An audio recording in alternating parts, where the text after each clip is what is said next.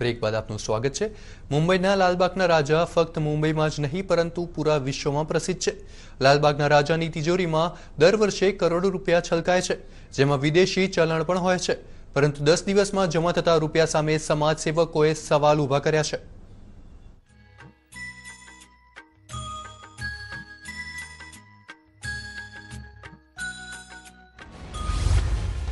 લાલબાગचा રાજા ફરીથી વિવાદોના વમળમાં, મંડળ પર ભ્રષ્ટાચારનો આરોપ, સુરક્ષાના નિયમો મૂક્યા નેવે। सर्वात मोठं दुःख असं आहे की आमच्या राजाचं दर्शन आम्हाला पण दुर्लभ झालं। આ વ્યથા એક સમાજસેવકની નહીં પરંતુ એક શ્રદ્ધાળુની છે।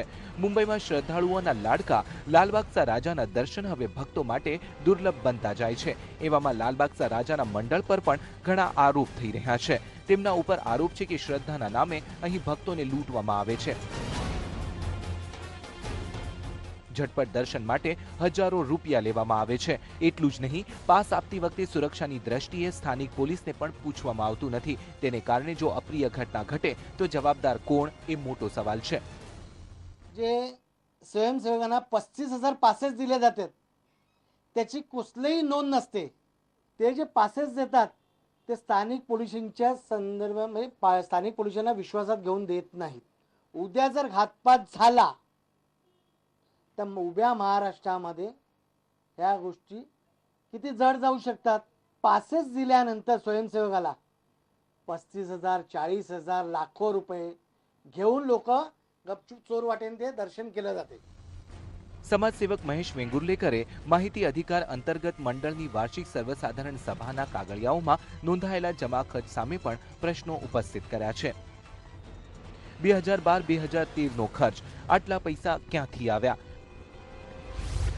ભક્તો માટે નાસ્તો 73 લાખ રૂપિયા, સજાવટનો ખર્ચ 2 કરોડ 28 લાખ રૂપિયા, પ્લાસ્ટિકની કચરા પેટીઓ 2,07,000 રૂપિયા, બેરિકેટિંગ 21,35,000 રૂપિયા, અસ્થાયી ટોયલેટ્સ 76,04,603 રૂપિયા। लालबागच्या राजाच्या 2009 ते 2013 पर्यंतच्या जे व्हिडिओ रेकॉर्डिंग जे आहे ती देण्यात यावी। सुधीर साळवी 8 वर्ष त्याच कमिटीवर का आहे, ही कमिटी बरखास्त करावी। हा लोकांचा जनतेचा जो पैसा आहे, आज करोड रुपये हे कसे कसे खाल्लेत, कसे कसे वाया घालवतात, याची सखोल चौकशी जनतेने पण याला आज आप विचारावा। આ મામલામાં ધર્માદા ખાતા અને પોલીસને મહેશ વેંગુર્લેકરે ફરિયાદ તો કરી છે, પણ શું આ અંગે કાર્યવાહી થશે ખરી?